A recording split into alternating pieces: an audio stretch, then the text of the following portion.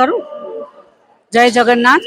મારું નામ ભારતી જોશી છે અને આજે હું અહીં જગન્નાથ ભગવાનનું નાટક જોવા માટે આવી હતી હોલમાં અને બહુ જ ખૂબ સરસ અભિનય કર્યો છે અને સાક્ષાત જગન્નાથ ભગવાનને આ સ્ટેજને આખું પૂરી બનાવી દીધું છે, જગન્નાથપુરી બનાવી દીધું છે અને રથયાત્રાનો શું મહિમા છે।